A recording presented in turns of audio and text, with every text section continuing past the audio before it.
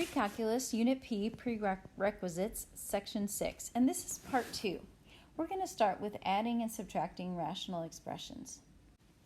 So sometimes you'll need to add and subtract rational expressions that have different denominators. So the first thing you need to do is to find a least common denominator.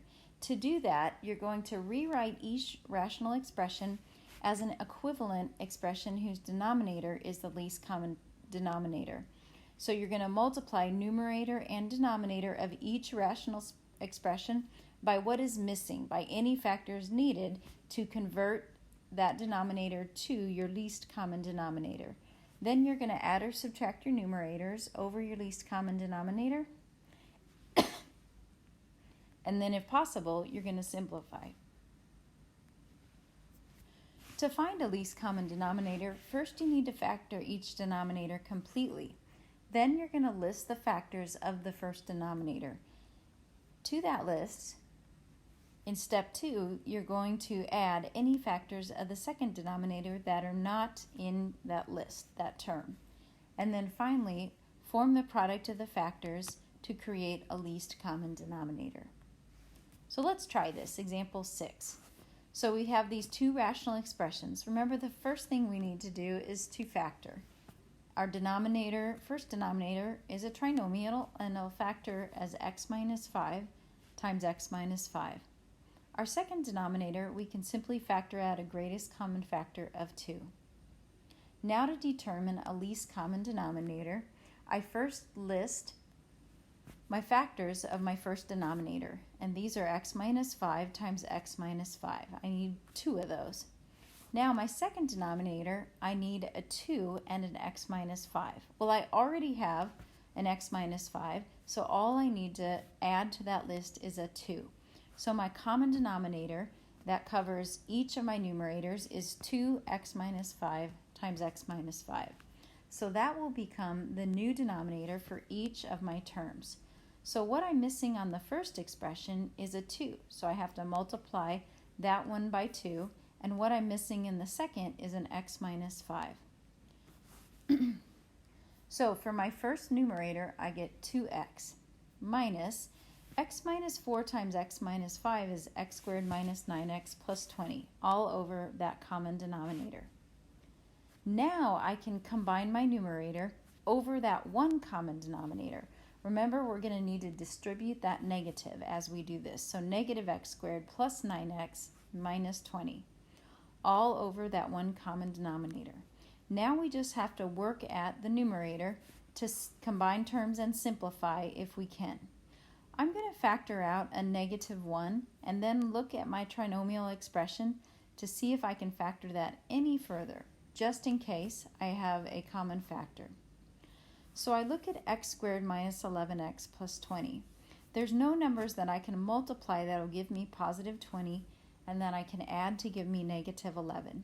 So I know that this is my final answer, factored as completely as possible.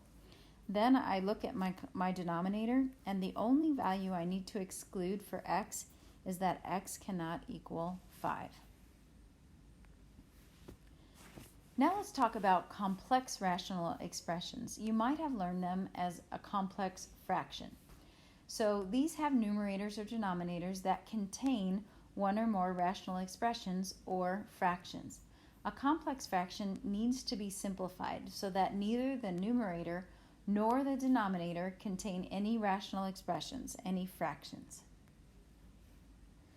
So to do this, what we're going to do is we're going to find a least common denominator for all the denominators that we see, and then multiply each part of this fraction by that common denominator. So to build our common denominator, we start with the first denominator, which is x plus 7, and move to the second, which is just an x. The denominator of our third term, 7, is 1, and so we already have a factor of 1 there. So now we're going to multiply each part of this complex rational expression or complex fraction by x times x plus 7. So when we multiply that first term on the left, 1 over x plus 7 times x plus 7, our x plus 7's divide out, and we're left with x. Multiplying 1 over x, our x's divide out, and we're left with x plus 7. And then in the denominator, we just get 7x times x plus 7. Notice all of our rational expressions or fractions have been cleared. Now we're just going to clean up the numerator. So we'll get x minus 7, distributing that negative. And then we subtract our x's, and we get negative 7 over 7x times x plus 7. Our excluded values need to be 0 and negative 7. Now, do you notice something about my answer? Do you see how I have a factor of a 7 in the numerator and the denominator? So we can divide those out. I didn't see it at first, but I'm going to divide them out and get negative 1 over x times x plus 7.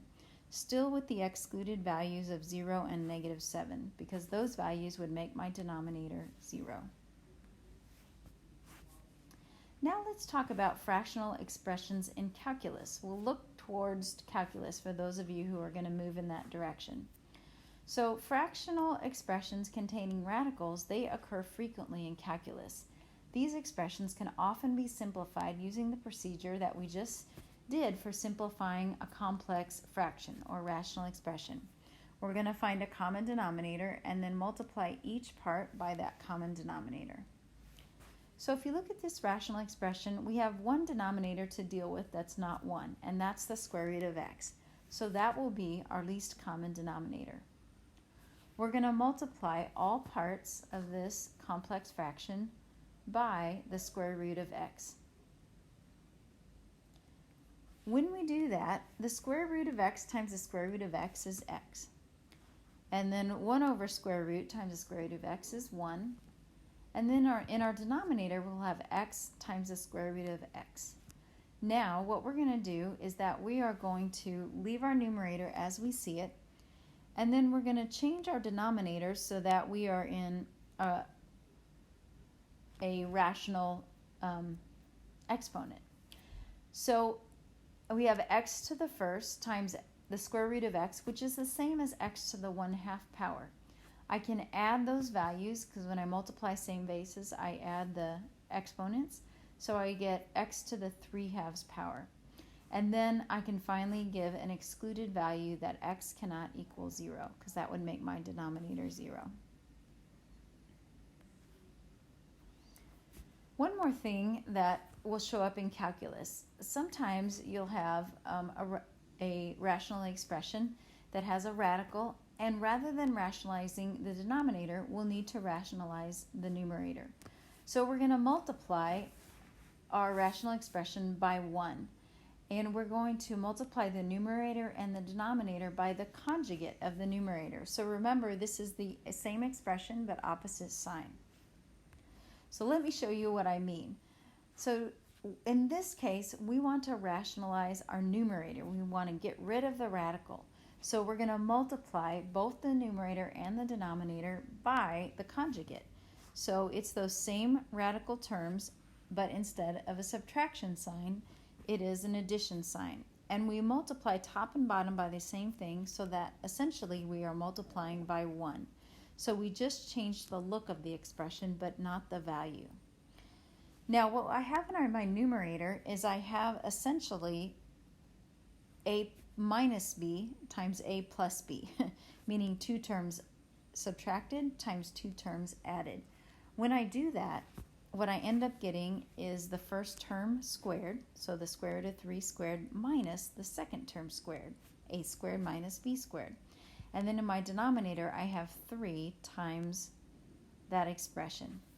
Now, when you square a square root, you simply get what's underneath. So this is x minus 3, plus 3, minus x, times, and then I distribute my 3. I notice my x's subtract out. Now, I notice now I'm going to have a 3 in the numerator. So I factor that 3 back out of my denominator, because now I can divide out. I'm just trying to simplify. Now this should probably feel awkward to you, because in the past we have always rationalized denominators, but this is just looking forward to calculus and practicing some algebra with rational expressions, because eventually in calculus you will need to rationalize your numerator. All right, that concludes the notes for section 6, of our unit of prerequisites and rational expressions.